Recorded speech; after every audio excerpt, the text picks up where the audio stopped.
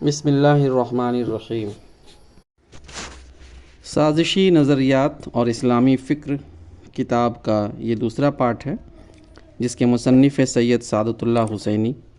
تو آئیے اس کا سیکنڈ پارٹ یا آخری جو حصہ ہے اسے مکمل کرتے ہیں۔ سازشی نظریات کے لیے عام طور پر فتنہ دجال، یاجوج و ماجوج اور قرب قیامت اور آخر زمان اینڈ ٹائم سے متعلق روایتوں کا سہارا لیا جاتا ہے۔ ان روایت کا ایک حصہ تو ضعیف و موضوع اور اسرائیلی روایات پر مشتمل ہے، لیکن ایک بڑا حصہ صحیح احادیث میں بھی ملتا ہے۔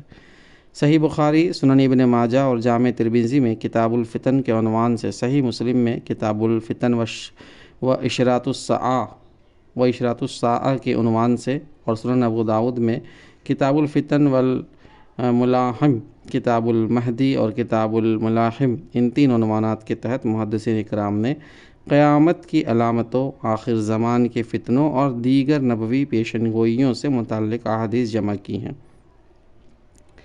ہم ان روایات کے تجزیے کی کوشش کریں گے اور یہ سمجھنے کی کوشش کریں گے کہ ان روایات سے کیا معلوم ہوتا ہے اور ان کا اصل سبق کیا ہے۔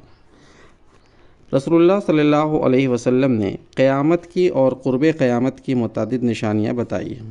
قیامت کے قریب ایک نہایت پرفتن دور کی پیشن گوئی فرمائی ہے، جس میں بے انتہا خون خرابہ ہوگا، طرح طرح کے فتنوں کا ظہور ہوگا اور ایمان کو بچانا مشکل ہو جائے گا۔ مسیح دجال، جسے دجال اکبر یا کانا دجال بھی کہا جاتا ہے، اس کے فتنے کی خبر دی گئی ہے، جو بہت ہی ظالم اور غیر معمولی بلکہ مافوق الفطری قوتوں کا مالک ہوگا اور خدائی و نبوت کا دعوے دار ہوگا۔ مہدی کی آمد کے بارے میں بتایا گیا، جو مسلمانوں کے ایک نہایت صالح اور باصلاحیت امام ہوں گے اور دنیا میں بے نظیر عدل و انصاف قائم کریں گے۔ اسی طرح حضرت عیسیٰ علیہ السلام کے نزول کی خبر دی گئی، جو دجال سے دنیا کو نجات دلائیں گے۔ یاجوج ماجوج کی یلغار پر مطلع کیا گیا، جو دنیا بھر میں بدامنی اور قتل و غارت گری کا بازار گرم کریں گے اور آخر کار حضرت عیسیٰ علیہ السلام کی بددعا سے ہلاک ہو جائیں گے۔ ان تمام روایتوں کے حقیقی مفہوم تک قطعیت کے ساتھ پہنچنا ممکن نہیں۔ یہ عین ممکن ہے کہ امین و صادق رسول اللہ صلی اللہ علیہ وسلم نے بعض جگہوں پر استعارے کی زبان استعمال کی ہو۔ مثلاً دجال کی انتہائی تیز رفتار سواری کے بارے میں کہا گیا ہے کہ وہ ایک گدھا ہوگا جس پر دجال سوار ہوگا، اور یہ گدھا انتہائی تیز رفتاری کے ساتھ اسے دنیا کے ایک کونے سے دوسرے کونے تک پہنچاتا رہے گا۔ ہم نہیں جانتے کہ یہ واقعی گدھا ہوگا یا کوئی ترقی یافتہ عصری سواری ہوگی جسے آپ صلی اللہ علیہ وسلم نے اپنے مخاطبین کو سمجھانے کے لیے گدھے سے تعبیر کیا ہو۔ اس حد تک معنوں کی مختلف تعبیرات کی ان روایات میں گنجائش ہے، اور ہمارے علماء کی تشریحات میں بھی ایسی مختلف رائیں ملتی ہیں، لیکن سازشیت کے علمبردار ان روایات کی دور از کار تعویلات کرتے ہیں، کھینچ تان کر انہیں عصر حاضر کی ترقیوں پر اور موجودہ دور کے سیاسی و تمدنی واقعات و حادثات پر منطبق کرتے ہیں۔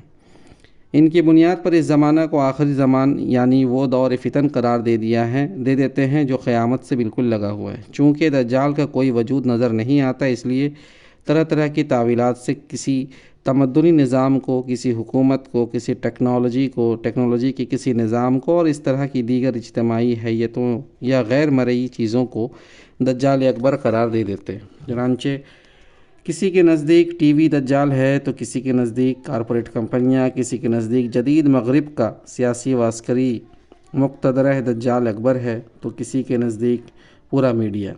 اسی طرح ان روایتوں کو، جن میں خون خرابے اور جنگ و جدال کا ذکر ہے، عصری واقعات پر منتخب کیا جاتا ہے، اور ان کی بنیاد پر پیشن گوئیاں کی جاتی ہے کہ فلاں سن میں حضرت عیسیٰ علیہ السلام کا ظہور ہوگا، اور فلاں میں مہدی کا، فلاں میں دجال آئے گا، اور اس تاریخ کو قیامت برپا ہوگی۔ ناواقف قارئین کو یہ باتیں مبالغہ آمیز لگیں گی، لیکن اردو سمیت مسلمانوں کے ہر زبان میں ایسے کیلنڈروں پر مشتمل لٹریچر موجود ہے جس میں تمام نشانیوں کے ظہور اور وقوع، قیامت کی تاریخوں کا تعین کیا گیا ہے۔ دلچسپ بات یہ ہے کہ ایسی متعدد تاریخیں گزر چکی ہیں۔ اس طرز فکر کے درج ذیل نتائج نکلتے ہیں، اور پڑھے لکھے مسلمانوں کے ایک طبقہ میں ان اثرات کو صاف محسوس کیا جا سکتا ہے۔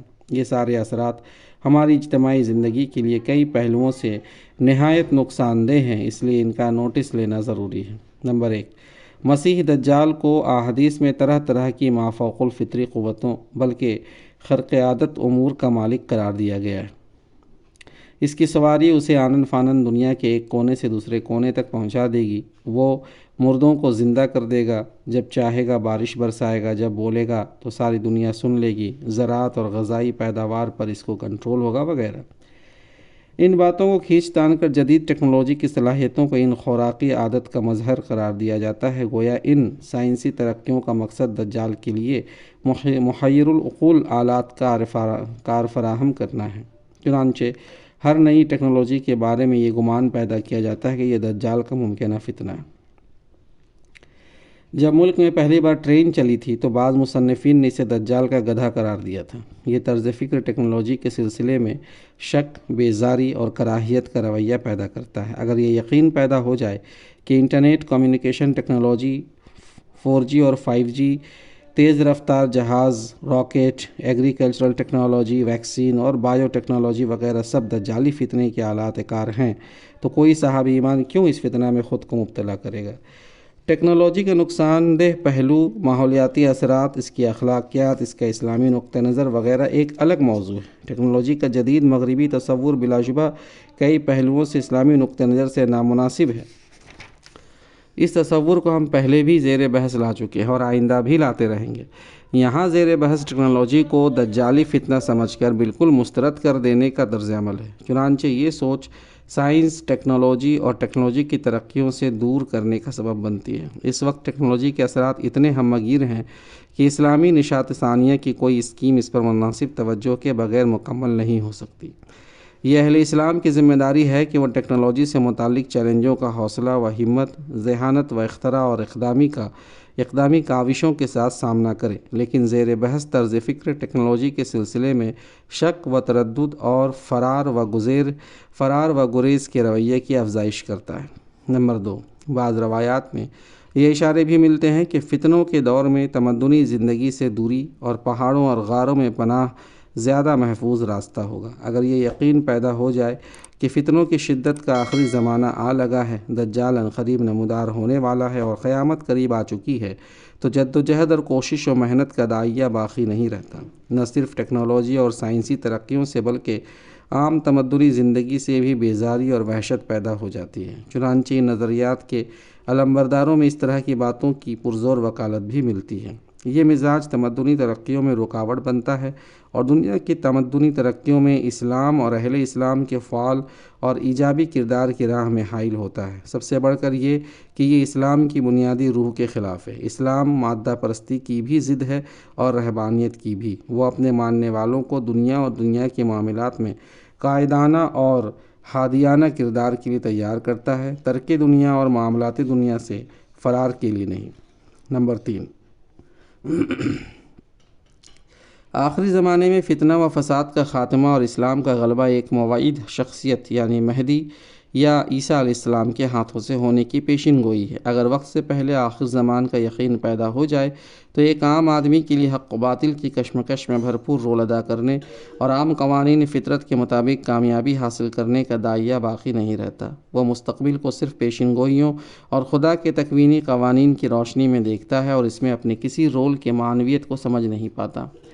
آخر زمان کا احساس خود بخود عیسیٰ مسیح اور مہدی کے خاموش انتظار کا مزاج پیدا کرتا ہے۔ منصوبہ بندی، حکمت عملی اور جد و جہد کی تاثیر پر یقین باقی نہیں رہتا اور کشمکش و جد و جہد، جہاد و اجتہاد اور عملی و ذہنی کاوشوں کے محرکات نہایت کمزور ہو جاتے ہیں۔ اس لیے ہم یہ سمجھتے ہیں کہ قیامت اور قرب قیامت کی علامتوں سے متعلق درست اور متوازن فکر کو اختیار کرنا ہماری نظریاتی ہی نہیں عملی ضرورت بھی ہے۔ اس سے متعلق سوچ کا عدم توازن عملی رویوں میں بھی عدم توازن کا باعث بنتا ہے۔ چنانچہ یہ ضروری ہے کہ قرآن مجید، احادیث صحیحہ، معتبر علماء کی جانب سے کی گئی ان کی تعبیرات و تشریحات وغیرہ کی روشنی میں ان باتوں کا سنجیدگی سے جائزہ لیا جائے۔ ہم اس سلسلے میں اپنے مطالعہ اور غور و فکر کا حاصل چند نکات کی صورت میں ذیل میں پیش کر رہے ہیں۔ قیامت کا قطعی علم اللہ تعالیٰ کے سوا کسی کو نہیں ہے۔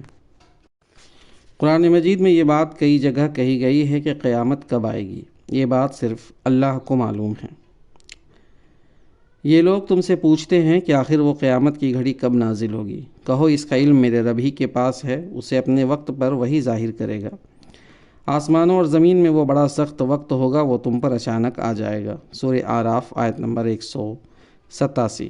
علامہ ابن کثیر رحمۃ اللہ علیہ اس آیت کی تفسیر میں لکھتے ہیں، قتادہ نے کہا کہ اس کے واقع ہونے کے صحیح وقت کا علم ساری مخلوق پر بھاری ہے، زمین و آسمان والے سب اس سے عاجز اور بے خبر ہیں۔ سدی نے کہا کہ کوئی بزرگ سے بزرگ فرشتہ، کوئی بڑے سے بڑا پیغمبر بھی اس کے آنے کے وقت کا عالم نہیں، وہ تو سب کی بے خبری میں ہی آ جائے گی۔ سورہ لقمان میں ان باتوں کی فہرست بیان کی گئی ہے جن کا علم اللہ کے سوا کسی کو نہیں۔ اس میں ایک اہم بات قیامت کا وقت بھی ہے۔ ان اللہ عندہ علم الساعہ، اس گھڑی کا علم اللہ ہی کے پاس ہے۔ سورہ لقمان آیت نمبر 34۔ متعدد احادیث میں یہ بات ملتی ہے کہ جب نبی کریم صلی اللہ علیہ وسلم اس سے وقوع قیامت کا وقت پوچھا گیا تو آپ نے اس آیت کی تلاوت فرمائی۔ سورہ طٰہٰ میں اللہ تعالیٰ نے اپنا ارادہ منشا بھی بیان کر دیا کہ میں قیامت کے علم کو مخفی رکھنا چاہتا ہوں۔ فرمایا قیامت کی گھڑی ضرور آنے والی ہے، میں اس کا وقت مخفی رکھنا چاہتا ہوں تاکہ ہر متنفس اپنی سعی کے مطابق بدلہ پائے۔ سورہ طٰہٰ آیت نمبر 15۔ قیامت کے علم کا مخفی رکھنا اللہ تعالیٰ کی عظیم حکمت کا تقاضا اور اس کی اسکیم کا حصہ ہے۔ معارف القرآن میں سورہ اعراف کی آیت 187 کی تفسیر میں کہا گیا ہے کہ مقصد اس کا یہ ہے کہ جس طرح انسان کی شخصی موت کی تاریخ اور وقت کو غیر معین و مبہم رکھنے میں بڑی حکمتیں ہیں، اسی طرح قیامت کی جو پورے عالم کی اجتماعی موت کا نام ہے، اس کو مخفی اور مبہم رکھنے میں بھی بڑی حکمتیں ہیں۔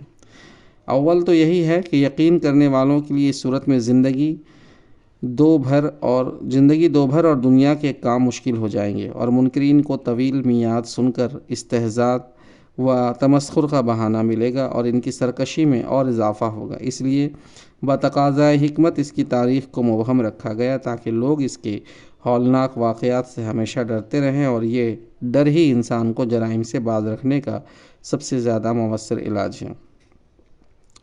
رسول اللہ صلی اللہ علیہ وسلم نے متعدد احادیث میں قیامت کے واقعی ایگزیکٹ وقت سے اپنی لا علمی ظاہر فرمائی ہے۔ ایک مشہور حدیث جسے حدیث جبرائیل کہا جاتا ہے، اس میں آیا ہے کہ ایک دفعہ جبرائیل علیہ السلام صحابہ اکرام کی موجودگی میں انسانی شکل میں آپ کے پاس تشریف لائے اور کئی سوالات کیے جن کے آپ نے جوابات عنایت فرمائے، لیکن جب انہوں نے سوال کیا کہ قیامت کب آئے گی تو آپ صلی اللہ علیہ وسلم نے جواب دیا، جواب دینے والا پوچھنے والے سے کچھ زیادہ نہیں جانتا، یعنی قیامت کے وقت کا مکمل علم نہ جبرائیل کو ہے نہ آپ صلی اللہ علیہ وسلم کو۔ البتہ آپ صلی اللہ علیہ وسلم نے متعدد جگہوں پر قیامت کی کچھ نشانیوں کا ذکر فرمایا ہے، لیکن جن روایتوں میں ان نشانیوں کا ذکر ہے ان کے مطالعے سے معلوم ہوتا ہے کہ یہ نشانیاں بھی زبان نبوت سے اس طرح بیان ہوئی ہیں کہ ان سے امت کے اندر قیامت کے سلسلے میں تجسس اور فکر مندی تو پیدا ہوتی ہے، لیکن حقیقی وقت کا تعین نہیں ہو پاتا۔ مولانا رفیع عثمانی رحمۃ اللہ علیہ اس موضوع پر تبصرہ کرتے ہوئے تحریر فرماتے ہیں، اتنی کثیر علامات اور ان کی تفصیلات سے بعض اوقات قاری توقع بھی کرنے لگتا ہے کہ واقعات کی کڑیاں ملا کر وہ قیامت کا ٹھیک زمانہ متعین کرنے میں کامیاب ہو جائے گا، لیکن نہ ایسا ہوا ہے نہ ہو سکے گا۔ قرآن حکیم کا واضح ارشاد ہے، قیامت تم پر اچانک آ پڑے گی۔ وجہ یہ ہے کہ اول تو بہت سی علامتوں میں ترتیب ہی کا ادراک نہیں ہوتا کہ کون سا واقعہ پہلے اور کون سا بعد میں ہوگا، اور جن واقعات کی ترتیب احادیث میں بیان کر دی گئی ہے ان میں بھی متعدد مقامات پر یہ پتہ نہیں چلتا کہ دونوں واقعوں کے درمیان کتنے زمانے کا فاصلہ ہے۔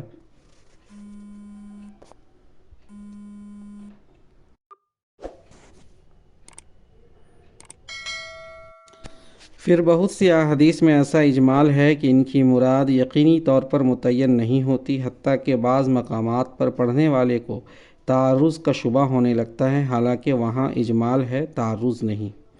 ان سب حقائق کے باوجود قیامت کے وقت کے پیچھے پڑنا، اس کے ماہ و سال کا حساب لگانے کی کوشش کرنا ایک بے معنی اور لا حاصل عمل ہے۔ واقعہ یہ ہے کہ ہر شخص کے لیے اس کی موت ہی قیامت ہے، اس لیے کہ موت کے ساتھ ہی عمل کی مہلت ختم ہو جاتی ہے۔ آپ صلی اللہ علیہ وسلم نے کئی دفعہ موت کو قیامت کہا ہے۔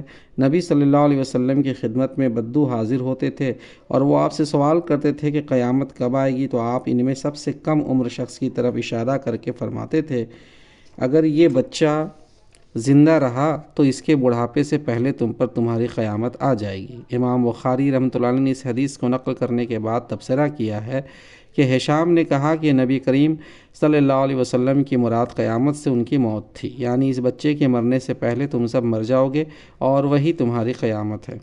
قیامت کے علامات اور ان کی 3 قسمیں۔ صحیح احادیث میں قیامت کی جو علامات بیان کی گئی ہیں ان کی 3 نمایاں قسمیں ہیں۔ پہلی قسم ان علامتوں کی ہے جو ظاہر ہو چکی ہے۔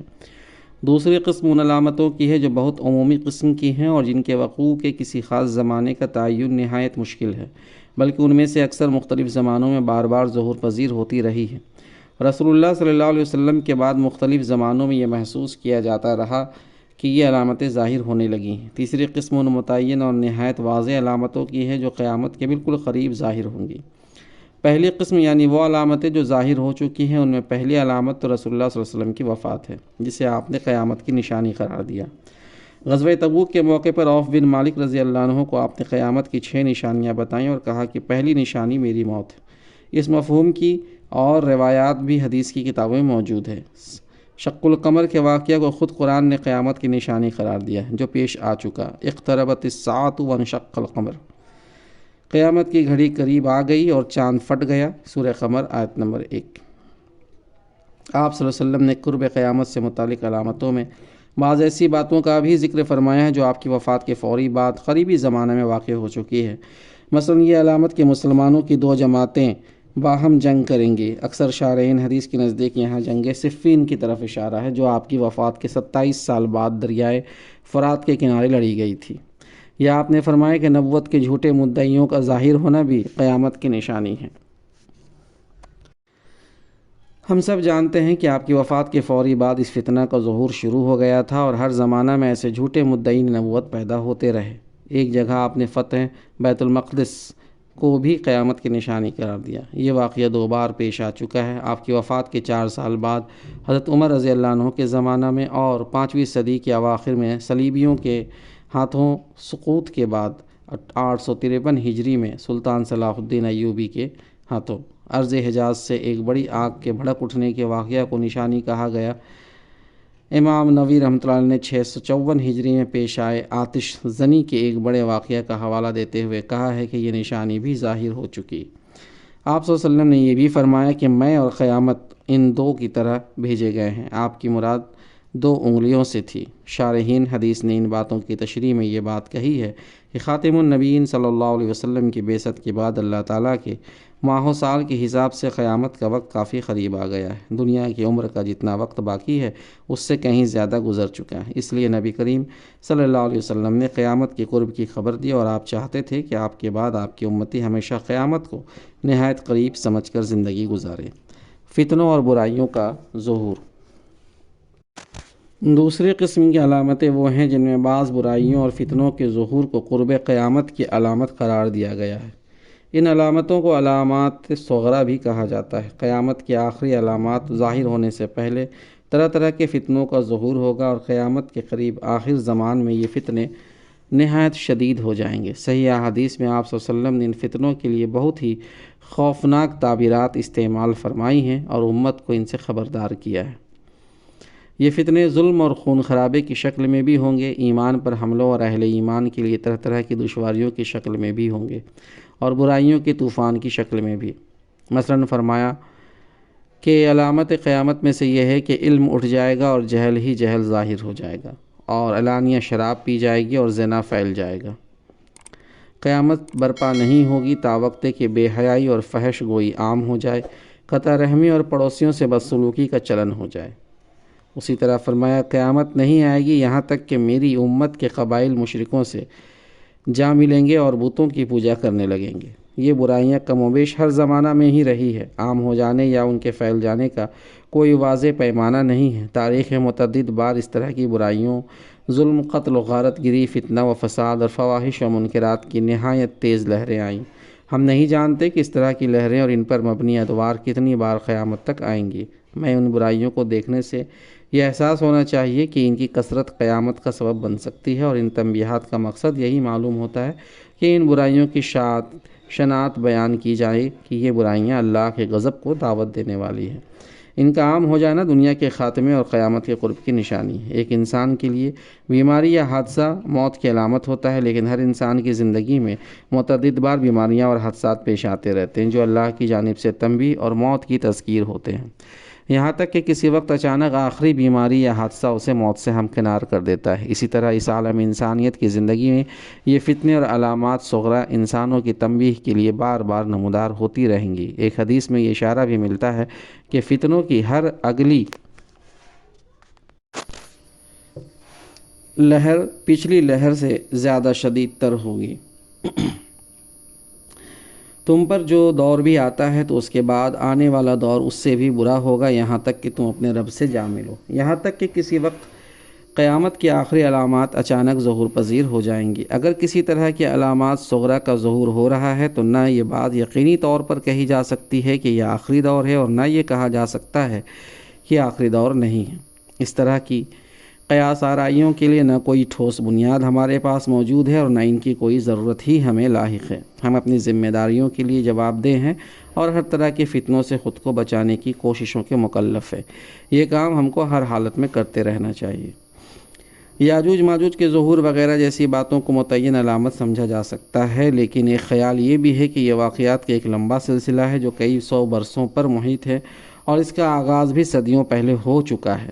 مشہور عالم و محدث حضرت انور شاہ کشمیری رحمۃ اللہ علیہ نے یاجوج ماجوج سے متعلق احادیث کی تشریح کرتے ہوئے فرمایا ہے کہ یاجوج ماجوج مختلف زمانوں میں بار بار آتے رہیں گے اور دنیا میں تباہی مچاتے رہیں گے۔ قیامت کے بالکل قریبی زمانے میں عیسیٰ علیہ السلام کے نزول کے بعد وہ پھر تباہی مچائیں گے اور حدیث کے مطابق ان کی بد دعا سے ہلاک ہو جائیں گے۔ حضرت کشمیری رحمۃ اللہ علیہ نے تیمور لنگ، چنگیز خان، ہلاکو خان، ان سب کو ان کی برپا کردہ تباہیوں کے پیش نظر یاجوج ماجوج قرار دیا ہے۔ قیامت کی علامت کبریٰ۔ علامتوں کی تیسری قسم وہ ہے جو بہت ہی متعین اور واضح ہے۔ اس میں مسیح دجال کا ظہور، حضرت عیسیٰ علیہ السلام کا ظہور، مہدی کا ظہور، دجال کے پیروکار، یہودیوں کے ساتھ ایک بڑی جنگ، کعبہ پر چڑھائی کے لیے آنے والے ایک لشکر کا زمین میں دھنس جانا، دعبہ کا ظاہر ہونا، سورج کا مغرب سے نکلنا وغیرہ جیسی علامتیں شامل ہیں۔ ان علامتوں کو شارحین حدیث علامت کبریٰ کہتے ہیں۔ یہ آخری علامتیں ہیں جن کے بعد کسی بھی وقت اچانک قیامت برپا ہو جائے گی۔ یہ علامتیں یعنی علامات کبریٰ بہت واضح ہیں، لیکن ان کی دور اذکار تعویلات کر کے اپنے اپنے زمانے پر چسپاں کرنے کی کوشش ماضی میں بھی ہوتی رہی ہے۔ ایسی تعویلات نہ احادیث کے متن سے میل کھاتی ہے اور نہ ان کے منشا سے۔ علامات کبریٰ میں ایک اہم علامت مسیح دجال کا ظہور ہے۔ سازشی نظریات کے لیے مسیح دجال کے کردار کی تعویلات کی جاتی ہیں۔ کئی لوگوں نے جدید تمدن، عالمی مقتدرہ، سیاسی و معاشی استعمارہ وغیرہ جیسی غیر مرئی چیزوں کو دجال قرار دینے کی کوشش کی ہے۔ یہ غیر ضروری تعویلیں ہیں۔ مولانا ابو الحسن علی ندوی رحمۃ اللہ علیہ تحریر فرماتے ہیں، جن احادیث میں دجال کا ذکر ہے اور اس کے اوصاف و علامات بیان کیے گئے ہیں وہ تواتر معنی کی حد تک پہنچی ہوئی ہے۔ ان میں صاف اس کی صراحت ہے کہ وہ ایک معین شخص ہوگا جس کی کچھ معین صفات ہوں گی، وہ ایک خاص اور معین زمانے میں ظاہر ہوگا، نیز ایک معین قوم میں ظاہر ہوگا جو یہود ہے۔ مولانا مودودی رحمۃ اللہ علیہ کے بارے میں جو غلط فہمیاں پھیلائی گئی ہیں ان میں ایک یہ بھی ہے کہ وہ دجال کے منکر ہیں، لیکن مولانا نے بڑی صراحت کے ساتھ یہ بات لکھی ہے، دجال آئے گا، ان صفات کا حامل ہوگا اور یہ فتنہ برپا کرے گا۔ یہ بالکل یقینی خبریں ہیں جو آپ صلی اللہ علیہ وسلم نے اللہ کی طرف سے دی ہے۔ ان میں کوئی روایت دوسری روایت سے مختلف نہیں ہے۔ ان تصریحات سے معلوم ہوتا ہے کہ جن روایتوں میں دجال کا ذکر آیا ہے انہی میں اس کی خاص صفات اور علامت بھی ذکر کی گئی ہیں۔ ان کو نظر انداز کر کے کسی اجتماعی حیت یا کسی غیر جاندار کو دجال باور کرانے کی کوشش بے محل ہے۔ دجال کے بارے میں صحیح احادیث کی تجزیے سے ایک اہم بات یہ معلوم ہوتی ہے کہ وہ کوئی پر اسرار سازشی کردار نہیں ہوگا جو اپنے آپ کو مخفی رکھ کر اہل ایمان کو دھوکہ دے۔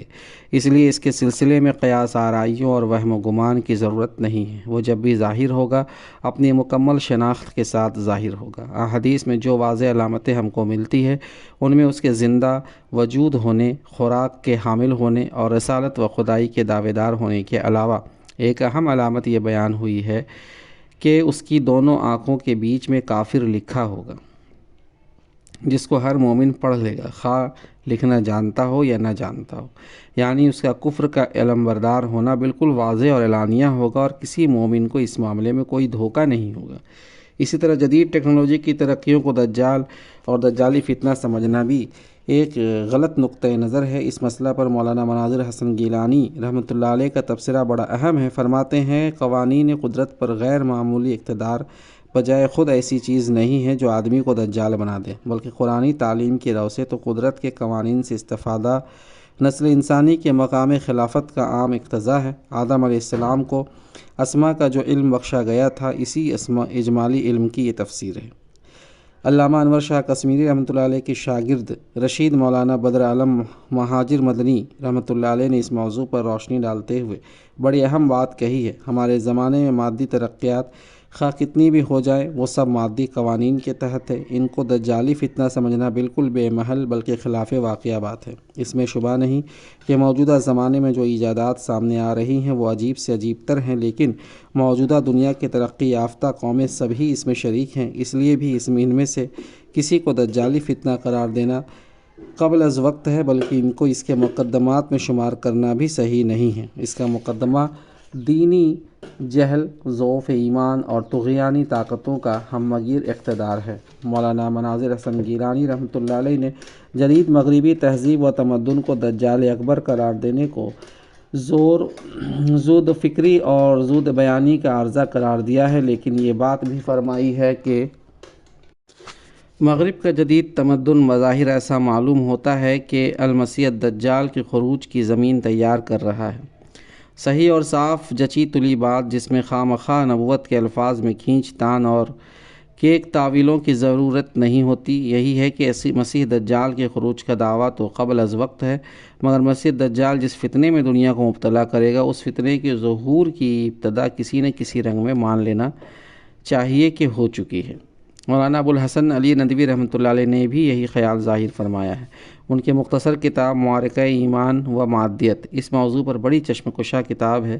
مولانا نے مغرب کی جدید مادہ پرست تہذیب کے بارے میں فرمایا، دجالی اور پرفریب روح اس تہذیب میں اس وجہ سے داخل ہوئی اور سرایت کر گئی کہ اس نے بھی نبوت، آخرت، غیب، خالق کائنات اور اس کی قدرت کاملہ پر ایمان اور اس کی شریعت و تعلیمات کا بالکل مخالف رخ اختیار کیا، حواس ظاہری پر زیادہ سے زیادہ بھروسہ کیا اور صرف ان چیزوں سے دلچسپی رکھی جو انسان کو جسمانی لذت، فوری منفعت اور ظاہری عروج و غلبہ سے ہمکنار کر سکے۔ ہمارا طالب علمانہ خیال یہ ہے کہ مقدمات دجال ہر زمانے میں ظہور پذیر ہوتے رہے ہیں۔ دجالی اور پرفریب روح تاریخ کے ہر دور میں باطل شیطانی نظاموں اور تہذیبوں میں کار فرما رہی ہے۔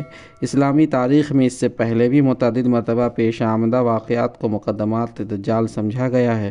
رسول اللہ صلی اللہ علیہ وسلم کی وفات کے فوری بعد پیش آنے والے واقعات، فتنہ ارتداد اور جھوٹے مدعیان نبوت کا فتنہ وغیرہ سے لے کر خلافت راشدہ کے بعد کے واقعات اور پھر تاتاری و صلیبی حملوں تک اور اس کے بعد مغربی استعمار، دور غلامی اور نو آبادیاتی نظام تک، ہر دور میں باطل کی قوت و طاقت کو دجال کا پیش خیمہ سمجھا گیا ہے۔ اس لیے مقدمات دجال کو بھی ہم فتنوں ہی کی یا علامات صغریٰ ہی کی ایک قسم سمجھتے ہیں، جن کے بارے میں ہم اوپر لکھ چکے ہیں کہ یہ بیماری یا حادثے کی طرح کی اجتماعی وارننگ ہے جس کا بار بار ظہور ہوتا رہتا ہے۔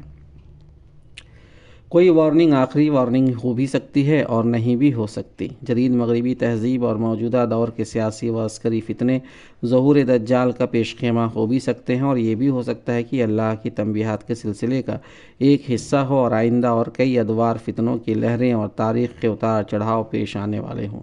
اس معاملے میں کسی حتمی نتیجہ تک پہنچانا ہمارے لیے ممکن ہے اور نہ اس کی ضرورت ہے۔ ہمارا طرز عمل کیا ہونا چاہیے؟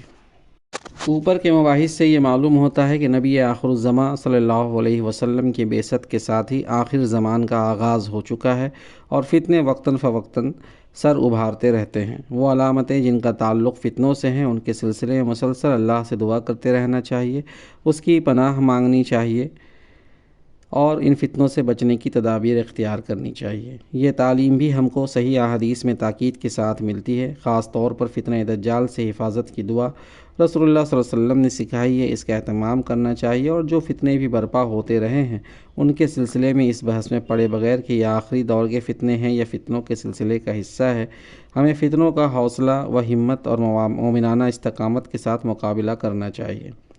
جن باتوں کی خبر حضرت صلی اللہ علیہ وسلم نے دی ہے وہ اللہ کے تکوینی امر کا حصہ ہے اور اپنے وقت پر ان کی تکمیل ہوگی، لیکن ہم اپنی ذمہ داریوں کے سلسلے میں مکلف ہیں، وہ ہر حال میں ادا کرنے کی کوشش ہم کو کرتے رہنا چاہیے۔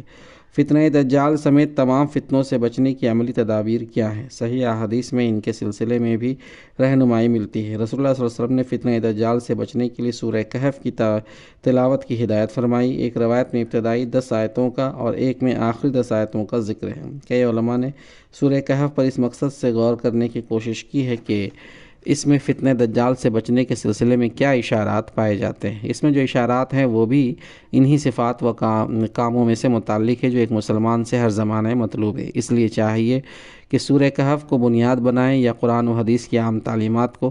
ہر جگہ یہی نظر آتا ہے کہ فتنوں سے تحفظ مومنانہ اوصاف، مومنانہ کردار اور مومنانہ ذمہ داریوں کے بکمال اہتمام ہی پر منحصر ہے۔ چند اشاروں کا بطور مثال نیچے ذکر کیا جا رہا ہے۔ نمبر 1، کتاب اللہ سے گہرا تعلق۔ اللہ کی کتاب فتنوں سے تحفظ کا مؤثر ترین اور اہم ترین ذریعہ ہے۔ یہ بات ہم کو اسلامی نصوص میں کثرت سے ملتی ہے۔ جہاں تک سورہ کہف کا تعلق ہے اس کا آغاز ہی کتاب اللہ کے ذکر سے ہوتا ہے۔ پھر اصحاب کہف کے واقعہ کے ذکر کے فوری بعد جو احکام آیت 27 سے 30 تک آئے ہیں ان میں جو پہلا حکم دیا گیا ہے وہ کتاب اللہ کو پڑھتے رہنے کا حکم ہے، اور اپنے پروردگار کی کتاب جو تمہارے پاس بھیجی جاتی ہے پڑھتے رہا کرو، اس کی باتوں کو کوئی بدلنے والا نہیں اور اس کے سوا تم کہیں پناہ کی جگہ بھی نہیں پاؤ گے۔ سورہ کہف آیت نمبر 27۔ ایک طویل حدیث میں یہ مضمون بڑی وضاحت اور بڑے زور کے ساتھ آیا ہے۔ اسے بعض محدثین نے گرچہ ضعیف قرار دیا ہے لیکن اس کے معنوں کی تائید کی ہے اور اس سے استدلال بھی کیا ہے۔ حضرت علی رضی اللہ عنہ فرماتے ہیں کہ رسول اللہ صلی اللہ علیہ وسلم نے ایک بار متنبہ کیا کہ آگاہ ہو جاؤ، ایک بڑا فتنہ آنے والا ہے۔ میں نے عرض کیا، یا رسول اللہ اس فتنہ کے شر سے بچنے اور نجات پانے کا ذریعہ کیا ہے؟ آپ نے فرمایا، کتاب اللہ، اس میں تم سے پہلی امتوں کے قصے ہیں اور تمہارے بعد والوں کی خبریں ہیں اور تمہارے بیچ پیدا ہونے والے معاملات کا حکم ہے۔ وہ قول فیصل ہے۔ جو کوئی ہدایت کو قرآن کے بغیر تلاش کرے گا اس کے حصے میں اللہ کی طرف سے صرف گمراہی آئے گی۔ قرآن ہی اللہ کی مضبوط رسی ہے، حکمت سے پرتذکیر ہے، سیدھا راستہ ہے، اسی کی پیروی سے خیالات کجی سے محفوظ رہتے ہیں اور زبانیں اس کو گڑبڑ نہیں کر سکتیں، اور علم والے کبھی اس کے علم سے سیر نہیں ہوں گے اور وہ کبھی پرانا نہیں ہوگا اور اس کے عجائب کبھی ختم نہیں ہوں گے۔ جس نے قرآن کے موافق بات کہی اس نے سچی بات کہی اور جس نے قرآن پر عمل کیا وہ مستحق اجر و ثواب ہوا، اور جس نے قرآن کے موافق فیصلہ کیا اس نے عدل و انصاف کیا، اور جس نے قرآن کی طرف دعوت دی اس کو صراط مستقیم کی ہدایت نصیب ہو گئی۔ فتنوں سے حفاظت میں اللہ کی کتاب کا جو رول ہے وہ بالکل واضح ہے۔ فتنوں کی شدت میں مسلمانوں کا قرآن سے تعلق اور مضبوط و مستحکم ہونا چاہیے، اور ہر مسئلہ کا حل اور ہر قدم پر رہنمائی قرآن کی روشنی میں حاصل کرنے کی سنجیدہ کوشش ہونی چاہیے۔ نمبر 2، قیامت کو یاد رکھنا، دین کی روح پر توجہ دینا اور متشابہات کے پیچھے نہ پڑنا۔ علامات قیامت کا اصل مقصد قیامت کے تعلق سے امت کو ہمیشہ چوکس اور ہوشیار رکھنا ہے۔ جب تک واضح علامتیں یعنی علامت کبریٰ ظاہر نہیں ہو جاتی جو اتنی واضح ہیں کہ ان کے لیے کسی جستجو کی ضرورت نہیں ہوگی، اس وقت تک فتنوں کی دور ازکار تعویلات، وہم و گمان، آخر زمان کی نشانیوں کی کھوج اور جستجو بے معنی عمل ہے، اور اس کے چکر میں دنیا اور دنیا کے امور کے تئیں مستقل متشکک انفعالی اور سلبی رویہ شدید نقصان دہ اور مہلک ہے۔ ہم کو ہمیشہ قیامت کے لیے تیاری کرتے رہنا چاہیے اور جو واقعات متشابہات میں سے ہیں ان میں کے پیچھے نہیں پڑنا چاہیے۔ سورہ کہف کا بھی ایک اہم سبق یہ ہے کہ انسان کو متشابہات کے پیچھے نہیں پڑنا چاہیے۔ جن واقعات و احوال کا مطلق علم ہماری دسترس سے باہر ہے ان کے پیچھے لا حاصل قیاس آرائیوں اور بے بنیاد اٹکلوں کے بجائے اپنے کام، ذمہ داریوں اور واقعات سے حاصل ہونے والے سبق پر توجہ مرکوز ہونی چاہیے۔ زوال یافتہ مذہبیت کی پیدا کردہ مریضانہ ذہنیت کو احکام و آیات الہی کے اصل مقصد و منشا کے بجائے بے مقصد تجسس، قصہ گوئی و افسانہ تراشی اور لایانی موشگافیوں میں مزہ آنے لگتا ہے۔ نبی صلی اللہ علیہ وسلم کے زمانے میں اہل کتاب اسی نفسیات کے شکار تھے جس پر قرآن نے چوٹ کی ہے، کہا، اور وہ اپنے غار میں 300 سال رہے اور کچھ لوگ مدت کے شمار میں 9 سال اور بڑھ گئے ہیں۔ تم کہو اللہ ان کے قیام کی مدت زیادہ جانتا ہے، آسمانوں اور زمین کے سب پوشیدہ احوال اسی کو معلوم ہے، کیا خوب ہے وہ دیکھنے والا اور سننے والا، زمین و آسمان کی مخلوقات کا کوئی خبرگیر اس کے سوا نہیں اور وہ اپنی حکومت میں کسی کو شریک نہیں کرتا۔ سورہ کہف آیت نمبر 25 تا 26۔ یہی درس موسیٰ و خضر کے واقعہ سے ہی ملتا ہے کہ جس بات کا علم نہ ہو اس کے سلسلے میں صبر کیا جائے۔ وَكَيْفَ تَصْبِرُوا عَلَىٰ مَا لَمْ تُحِطْ بِهِ خُبْرًا، اور جس چیز کی آپ کو خبر نہ ہو آخر آپ اس پر صبر کر بھی کیسے سکتے ہیں۔ سورہ کہف آیت نمبر 68۔ سورہ اعراف کی آیت نمبر 187 کے آخری فقرے کی تفسیر میں مولانا امین احسن اصلاحی رحمۃ اللہ علیہ نے جو تفسیرہ کیا ہے وہ بڑا معنی خیز اور اس بحث میں فیصلہ کن اہمیت کا حامل ہے۔ فرماتے ہیں لیکن اکثر لوگ اس بات سے واقف نہیں ہیں کہ کیا چیز ان کے جاننے کی ہے جس کی انہیں درپے ہونا چاہیے، اور کیا چیز ان کے حدود علم سے ماورا ہے جس کے پیچھے پڑنا محض اوقات کی اضاعت اور اپنے آپ کو فتنوں میں مبتلا کرنا ہے۔ انسان کی یہ عجیب بدبختی ہے کہ وہ زیادہ تر ان چیزوں کے پیچھے پڑتا ہے جن کو نہ تو وہ جان سکتا ہے نہ وہ اس کے جاننے کی ہے، اور پھر ان کو بہانہ بنا کر ان حقائق سے منہ موڑ لیتا ہے جن کو جاننا اس کی دنیا اور آخرت دونوں کی فلاح کے لیے ضروری ہے۔ جو لوگ متشابہات کے پیچھے پڑ کر محکمات کا انکار کرتے ہیں ان کی بھی اصل بیماری یہی ہے۔ نمبر 3، استقامت کے ساتھ اسلام پر جمے رہنا اور اس راہ میں پیش آنے والی مشکلات اور فتنوں کے مقابلے میں صبر کرنا اور دوسروں کو صبر کی تلقین کرنا۔ دور فتن کے تعلق سے نبی کریم صلی اللہ علیہ وسلم نے فرمایا، لوگوں تمہارے بعد ایسا زمانہ آنے والا ہے جس زمانے میں صبر کرنا پڑے گا، مشکل حالات میں قائم رہنا پڑے گا، نامساعد حالات میں استقامت کے ساتھ رہنا پڑے گا۔ اس وقت جو دین اور اس کے احکامات کو مضبوطی سے تھامے گا اور دین کے احکامات پر عمل کرے گا اس کو اس طرح کے امور سر انجام دینے والے 50 افراد کے برابر اجر دیا جائے گا۔ اصحاب کہف کے واقعہ سے بھی یہ سبق ملتا ہے کہ فتنوں کا مقابلہ اپنے دین و ایمان پر استقامت کے ساتھ جم کر ہی کیا جا سکتا ہے۔ مولانا مودودی رحمۃ اللہ علیہ نے اصحاب کہف کے واقعہ کے درس کا خلاصہ ایک جملہ میں اس طرح بیان کیا، اگر کفار کا غلبہ بے پناہ ہو اور ایک مومن کو ظالم معاشرے میں سانس لینے تک کی مہلت نہ دی جا رہی ہو تب بھی اس کو باطل کے آگے سر نہ جھکانا چاہیے بلکہ اللہ کے بھروسے پر تن بتقدیر نکل جانا چاہیے۔ سورہ کہف میں 4 کرداروں کے حوالے سے 4 اہم فتنوں کی نشاندہی کی گئی ہے۔ نمبر 1، دین و ایمان کے سلسلے میں فتنہ جس کے مقابلے کے لیے اصحاب کہف اپنا سب کچھ چھوڑ کر نکل کھڑے ہوئے۔ نمبر 2، مال کا فتنہ، یعنی مال پر غرور اور مال کی طاقت پر بھروسہ جس کا 2 باغوں والا شکار ہو گیا تھا۔ نمبر 3، علم کا فتنہ جس سے حفاظت کے لیے موسیٰ علیہ السلام جیسے جلیل القدر پیغمبر پر اللہ تعالیٰ نے واضح فرمایا کہ بہت سی باتیں بڑے بڑے انسان کے بھی دائرۂ علم سے باہر ہیں۔ نمبر 4، اقتدار و صلاحیت کا فتنہ جس پر قابو کی خوبصورت مثال ذوالقرنین کے کردار میں ملتی ہے، جنہوں نے ایک بڑے کارنامہ کو انجام دینے کے بعد بھی عجز و انکساری کے ساتھ یہی کہا کہ ھذا رحمۃ من ربی، یہ سب میرے رب کی رحمت ہے۔ سورہ کہف آیت نمبر 98۔ اس طرح اس سورہ کے واقعات سے دین و ایمان کی حفاظت کے لیے استقامت و پامردی کا درس حاصل ہوتا ہے، اور مال و دولت، علم و فضل اور بادشاہت و اقتدار کے حاصل ہونے پر تواضع و انکساری، اللہ کا شکر اور بھروسہ اور نعمتوں کو اچھے مقاصد کے لیے استعمال کرنے کا سبق ملتا ہے۔ یہ اسباق اہل ایمان کو تمام فتنوں سے مقابلے کا راستہ دکھاتا ہے۔ نمبر 4، اللہ کے دین کی راہ میں جد و جہد، فتنوں کا مقابلہ، دعوت و تبلیغ اور جہاد فی سبیل اللہ۔ فتنوں کے زمانے میں جہد و عمل سے گریز کا نہیں بلکہ جد و جہد کی رفتار تیز کرنے کا حکم ہے۔ ہر خلاف اسلام رجحان کے خلاف کوشش اور جد و جہد کو ہم اپنی ذمہ داری سمجھے، اس کے لیے اپنی قوت و توانائی کو بھرپور استعمال کریں۔ رسول اللہ صلی اللہ علیہ وسلم نے یہ بات بھی فرمائی ہے کہ اہل حق کا گروہ شدید فتنوں کے زمانے میں بھی دین کی خاطر جد و جہد کو کرتا رہے گا اور فتنوں اور فتنہ پردازوں سے مقابلہ کرتا رہے گا۔ یہ دین ہمیشہ قائم رہے گا اور مسلمانوں کی ایک جماعت اس دین کی خاطر قیامت تک جنگ کرتی رہے گی۔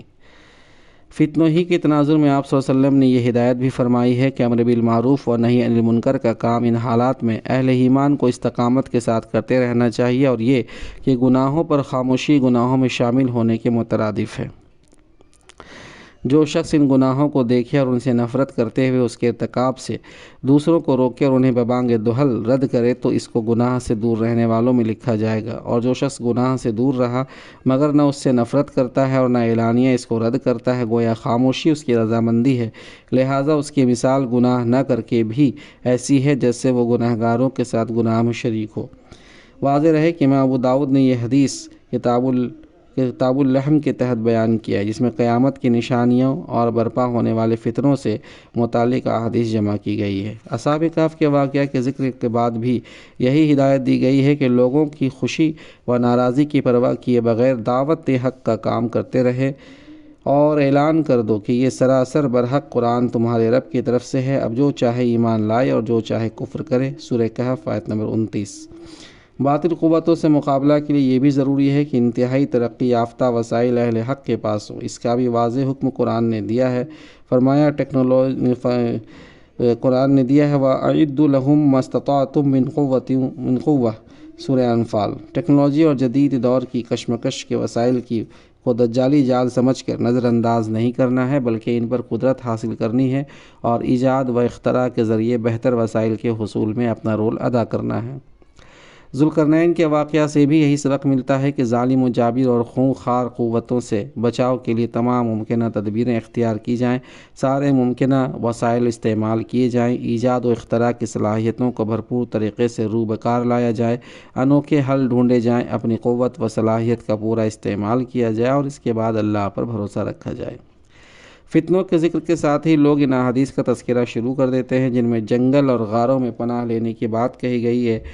ہجرت اور جنگلوں میں پناہ آخری چارہ کار ہے جو اس وقت اختیار کیا جائے گا جب ایمان کی حفاظت کا کوئی اور راستہ نہ ہو۔ اس وقت جس کسی کو کوئی پناہ کی جگہ مل جائے یا بچاؤ کا مقام مل سکے وہ اس میں چلا جائے۔ اگر شہر میں رہ کر جان بچانا بالکل ممکن نہ ہو تو لوگ غاروں اور پہاڑوں میں روپوش ہو جاتے ہیں اور جو ہی موقع ملتا ہے عام زندگی کی طرف پلٹ آتے ہیں۔ یہی معاملہ دین و ایمان کا بھی ہونا چاہیے، لیکن فتنوں کے حقیقی یا خود ساختہ اندیشوں کے پیش نظر ترک دنیا اور کشمکش و جد و جہد سے گریز کے راستہ کی وکالت اور اس کی ترغیب دراصل رہبانیت پسندی ہے جو دین اسلام کا مزاج ہرگز نہیں ہے۔ اصلاً تو ہر حال میں مقابلہ کشمکش اور جد و جہد پہم اور صحیح مسلسل ہی مومنانہ شیوا ہے۔ متشابہات اور تعویلات کے پیچھے پڑنے کے بجائے اپنی ذمہ داریوں پر توجہات کو مرکوز کرنا اور عام قوانین فطرت کے راستہ سے حق اور سچائی کے غلبے کے طریقے سوچنا اور روب عمل لانا، یہ ہر حال میں ہمارا شیوا ہونا چاہیے کہ اسی کے ہم مکلف ہیں۔ نمبر 5، اجتماعیت اور نیک لوگوں کی رفاقت۔ ایک صحیح حدیث کے مطابق آپ نے شدید فتنوں کی خبر دی تو روایت کرنے والے صحابی نے پوچھا کہ اگر میں وہ زمانہ پاؤں تو آپ مجھے ان کے بارے میں کیا حکم دیتے ہیں؟ فرمایا کہ مسلمانوں کی جماعت اور ان کے امام کے ساتھ وابستگی کو اپنے اوپر لازم کر لینا۔ یہ اشارہ سورہ کہف میں بھی ملتا ہے۔ اصحاب کہف کے واقعہ کے ذکر کے بعد جو ہدایات آئی ہیں ان میں ایک اہم ہدایت یہ ہے کہ اور اپنے آپ کو ان لوگوں کے ساتھ جمائے رکھو جو صبح و شام اپنے رب کی رضا جوئی میں اس کو پکارتے ہوں۔ سورہ کہف آیت نمبر 28۔ فتنوں کے زمانے میں اس بات کی ضرورت اور بڑھ جاتی ہے کہ نیک مسلمانوں کی صحبت میسر ہو اور ان کی مضبوط اجتماعیت کا ہم حصہ بنے رہیں۔ اکیلے فرد کا فتنے کا شکار ہو جانا آسان تر ہوتا ہے، لیکن اگر وہ اہل ایمان کی جماعت کے ساتھ وابستہ رہے تو فتنوں کا مقابلہ اور دفاع آسان ہو جاتا ہے۔ مولانا سید ابو الحسن علی ندوی رحمۃ اللہ علیہ اور مولانا مناظر حسن گیلانی رحمۃ اللہ علیہ دونوں نے اجتماعی زندگی کو اصحاب کہف کے واقعہ کا اہم سبق قرار دیا ہے۔ مولانا گیلانی لکھتے ہیں اصحاب کہف کی اجمالی تعبیر کی آیتوں میں سب سے پہلی بات یہی نظر آئے گی کہ کہفی زندگی گزارنے والوں کو قرآن بجائے فرد واحد کے فتیہ نوجوانوں کی ایک ٹولی قرار دیتا ہے۔ آپ چاہیں تو اس سے یہ نتیجہ پیدا کر سکتے ہیں کہ ایمانی آزمائش کے زمانے میں اپنے ہم مذاق ہم مشرب افراد کو آمادہ کیا جائے، یہ کہفی زندگی میں ساتھ دے کر ایک دوسرے کے لیے باعث انس بھی ہوں اور ضرورت کے وقت باہم ایک دوسرے کی دستگیری و غمگساری بھی کر سکتے ہوں۔ مولانا سید ابو الحسن علی ندوی رحمۃ اللہ علیہ لکھتے ہیں یہ ہو سکتا تھا کہ وہ منہ اٹھائے جدھر چلے جائیں، ہر شخص اپنا راستہ لیتا اور اپنی دنیا الگ آباد کرتا اور ایک ایک غار یا پہاڑ کی چوٹی لے کر بیٹھ جاتا، جس طرح عیسائی اپنے دور انحطاط اور راہبانہ زندگی میں ہمیشہ کرتے آئے تھے۔ لیکن اللہ تعالیٰ نے ان کے دل میں یہ بات ڈالی کہ وہ سب ایک ساتھ جماعتی طریقے پر اس شہر کو خیر بات کہیں، اپنے دین و عقیدہ کو سینے سے لگائیں اور ہر ززان بنائے ہوئے خدا کی رحمت کے طلبگار اور کشائش و کامیابی اور نصر مبین کے منتظر اور امیدوار یہ وہ مناسب طریقہ اور صحیح راستہ ہے جو اہل ایمان کو ہر اس موقع پر اختیار کرنے کی ضرورت ہے جب زمین ان پر تنگ ہو چکی ہو۔ مذکورہ پانچوں باتیں ہر حال میں اہل اسلام سے مطلوب ہے، لیکن فتنوں میں ان کی اہمیت کئی گنا بڑھ جاتی ہے اور فتنے ان مستقل ذمہ داریوں کی طرف متوجہ کرنے کا کام کرتے ہیں۔ ہمیں ہر حال میں ان کاموں کی طرف متوجہ رہنا چاہیے، اور اگر کوئی غیر معمولی فتنہ محسوس بھی ہو رہا ہو تو ترک دنیا کی وکالت یا معاملات دنیا کے سلسلے میں منفی و سلبی رویے کا شکار نہیں ہونا چاہیے، اور نہ دور کی کوڑی لا کر آخر زمان اور قیامت کا حساب لگانے بیٹھ جانا چاہیے، بلکہ اپنی مستقل ذمہ داریوں پر توجہ بڑھا دینی چاہیے اور انہیں اور زیادہ بہتر طریقے سے انجام دینے کی فکر کرنی چاہیے۔ تو سامعین، یہ تھا سازشی نظریات اور اسلامی فکر کا آخری باب۔ یہاں یہ کتاب مکمل ہوتا ہے۔ دعا ہے اللہ تعالی ہمیں صحیح سمجھ کی توفیق عطا فرمائے۔ جزاک اللہ خیر۔